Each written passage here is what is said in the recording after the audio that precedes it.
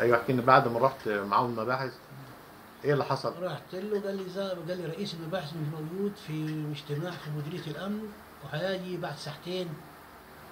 تمام. الكلام ده يعني كان بالليل، وبعدين فطبعا احنا ساعتين يعني ما خدش اي قرار لغايه ما يجي لا رئيس المباحث؟ قلقنا ومشينا. قعدتوا وانتظرتوا؟ طب ليه هو ما خدش قرار لما انت ما اشتكيت له؟ اعرفش، هو بص في الشكوى بص في الشكوى قال كمان فيها آلي، اه فيها سلاح آلي، فيها دول بتوع آلي.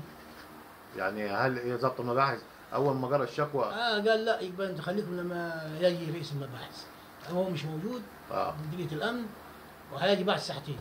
كلام كويس. قعدتوا وانتظرتوا وبعد كده مشيت؟ انتظرنا شويه ما جاش، في الاخر رحنا طبيعي. تمام. ورينا الشكوى رئيس نقطه الضبعيه، قال لا يبقى تجيني انت بكره الصبح. اه بس رحت له الصبح قال لا انت تاخد الشكوى دي وتطلع بيها على القرن، اه الجرم دي ايه؟ اللي هو المركز القرن. المركز الرئيسي يعني مش مركز النقطة. مركز وبعدين القرن. بس اخذت الشكوى ورحت مركز القرن. تمام. قابلت مين هناك؟ ده قابلت برضه حازم بيه ودخلنا ضبط مباحث و ايه اللي حصل معاه، خدوا اقوالي اه وبعد كده استدعاهم. استدعى مين؟ الطرف الثاني اللي استدعى هم الطرف الثاني اللي اعتدى عليك أيوة. واللي اغتصبوا منك الارض وهددوك اللي بالقوه؟ هم هددوني، هم هددوك بالسلاح يعني؟ هددوني و سحب علي سلاح وتمشي من هنا. ماشي هددك وقلت الكلام ده، بعد كده رحت لضابط المباحث قال لك ايه؟ بتاع الجرمه. رحت له قلت له حصل تهديد، حازم بيه مش مصدق ان هو ده سحب علي سلاح. يعني انت هو ضابط المباحث بيدافع عنهم هو مش مصدق بدون ما يطلع ولا يعمل تحريات ولا يطلب منهم السلاح ولا اي وضع؟ بيقول دول ناس غلابه ما حيلتهمش سلاح. يعني بيدافع عنهم بيقول الناس غلابه. ما حيلتهمش سلاح، دول ما بيجيبوش، ما عندهمش سلاح. طيب وبعدين ايه اللي تم في الشكوى؟ بس طبعا لما استنيناهم لما جو بقي يدخل كل واحد فينا لوحده تمام. وياخذ اقوالهم هم. تمام. وبعدين هم ثلاثه جو اثنين، جاء محمد. واللي رفع عليك السلاح مين فيهم اسمه؟ محمد. محمد مين؟ محمد احمد مختار. هو ده جه معاهم؟ جاء معاهم واخوه الثاني الكبير هو رضوان. اه حسين ده ما جاش، اللي هو احنا في المركز. يعني المباحث جابت اثنين وسابت الطرف الثاني. الطرف الثاني ما جاش. وبعد التحقيق إيه اللي تم؟ بعد التحقيق طبعا الضابط بيقول لي حاول يعني يراضيهم اي حاجه. الاول جاني واحد اسمه الشيخ ناصر.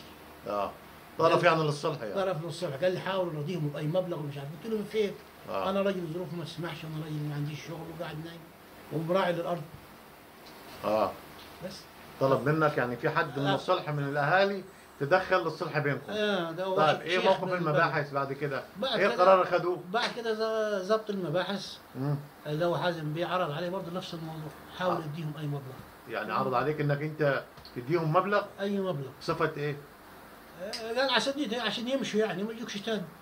يعني هو عايز تديهم مبلغ تراضي يعني؟ قلت له لا. طب انا ده يعتبر ابتزاز ولا بلطجه ولا ايه؟ قلت له انا لو اديتهم اي مبلغ هيعتبر اني انا بنساعدهم وليهم حق عندي. تمام. فانا ما نديش هيثبت. يعني انت تمسكت بحقك القانوني. قلت له انا ما عنديش استعداد نسمع ولا قرش. تمام. قال لك ايه كان رد فعله؟ بس خلاص سكت كده وسابني ومشى. بعد كده لف تاني قال لي لو بعد ما خلاص يعني مضاهم على قرارات. مضاهم على قرارات بايه؟ بعدم التعرض. طب هم مش مضوا قرارات قبل كده 3 مرات؟ ويمضوا تاني وتاني مش مشكله. لذلك هو لما جاء الضابط يعني كل مره يجيبهم كم محضر عملتوا لهم انت؟ ثالث محضر. ثالث محضر هم نفس الاشخاص؟ ثالث محضر وهم معاك الارقام المحاضر دي؟ غير قرار المحامي العام. وهم كل مره يجي يهددوك بالسلاح ويمشوا ويروحوا القسم يمضوا الكلام ده مش كده؟ السلاح ما فيش الا المره دي بس. المره دي السلاح مش كده؟ طيب وبعد كده قال لك ايه ضبط مباحث ثاني؟ ضبط مباحث قال لي لو جيتني مره ثانيه وكتبت في الشكوى سلاح راح اخليك انت تجيب السلاح. يعني انت مش عايزك ضبط المباحث تكتب ان هم هددوك بالسلاح الالي؟ بيقول لك يعني ان انت لو جيت ثاني وكتبت سلاح راح تجيبه انت السلاح، هيشيلك انت السلاح. يعني ايه شيلك؟ يعني يعمل لك قضيه سلاح؟ يعني يعمل لك قضيه سلاح. طيب ما خدش اجراء ولا اي حاجه ثانيه؟ لا فيش اي اجراءات ثانيه. يعني قال لك ما تجيش ثاني ضبط المباحث تشتكي ولا ايه؟ هو قال لي الكلمتين ما معناها يعني؟ قال لي الكلمتين دول خلاص وما فيش اي حاجه ثانيه. ما تكلمش ثاني. يعني قال لك ما تجيش ثاني وتكتب فيه سلاح؟ قال لي لا لو جيتني ثاني وكتبت في الشكوى سلاح راح تشيل انت سلاح ونحاول يعني نجيب لك انت تشيل السلاح وتتحمل بيه. اتحمل بيه. يعني انا اشيل معناه اشيل قضيه سلاح. طب ليه بيهددك التهديد ده؟ هو ايه يعني صفته عشان يهددك؟ ما انا مش عارف. هو المفروض مراجع قانون يكتب اللي هو مطلوب، او يعمل التنسيق بتاع انها قانونيه. طيب ايه هو يعني؟ المفروض يبقى واثق من الناس دي، ان هو الناس دي له قرار حازم. يبقى هو واثق ان الناس دي مش هتيجي تاني لو اخذ عليهم قرار راسي. يعني الناس دي بتمارس عليك البلطجه وعايزه فلوس، وظبط المباحث عارف الكلام ده. ما عرضوش عليا فلوس الا في المركز. يعني عايزين مقابل يعني عشان يسيبوك يعني تزرع عرضك، مش كده؟ طيب دلوقتي احنا هنوصل صوتك للمسؤولين. ايه طلباتك؟ انت جيت منظمه الاتحاد المصري لحقوق الانسان في الاقصر عشان نعرف ايه طلباتك. دي شكوتك احنا سمعناها وهنوصلها للساده المسؤولين.